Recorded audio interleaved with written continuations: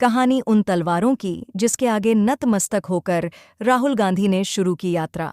कांग्रेस नेता राहुल गांधी ने मणिपुर से अपनी यात्रा पार्ट 2 शुरू कर दी है। इस बार वह बस में भी सफर कर रहे हैं।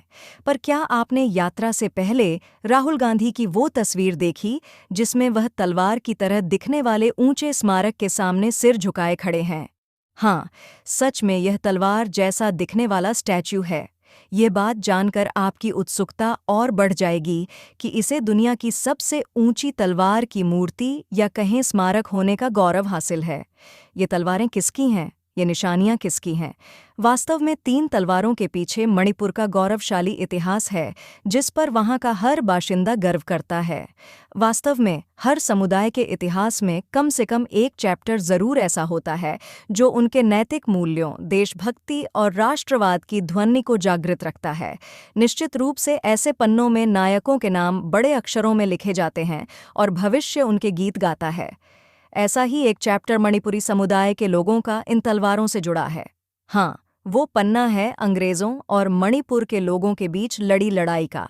ये तलवारें 1891 में मणिपुरी समुदाय की वीरता और देशभक्ति की कहानी कह रही हैं। तलवारों की धार से सहम गए अंग्रेज।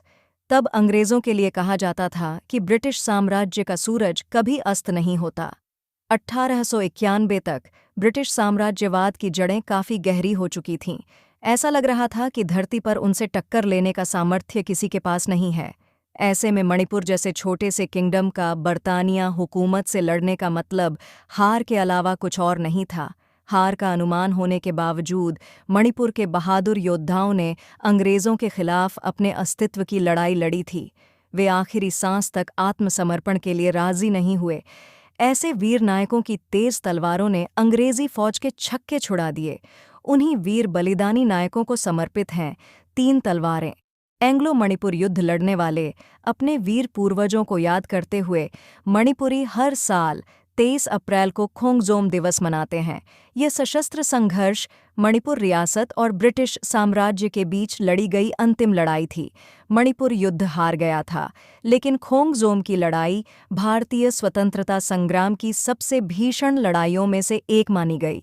उस वीरता को नमन करने गए राहुल। युद्ध के नायक पाउना ब्रजबासी ने अंग्रेज़ों की सेवा करने के बजाय मौत को चुना था। ऐसे कई योद्धा थे जो मणिपुर के बच्चे बच्चे को याद हैं। राहुल गांधी ने थौबल जिले में स्थित युद्ध स्मारक जाकर मणिपुर के लोगों के साथ एकजुटता दिखाते हुए वीरों को नमन किया। इसके बाद यात्रा शुरू की। वैसे भी वहां से यात्रा शुरू करने के अपने सियासी मायने निकाले जा रहे हैं।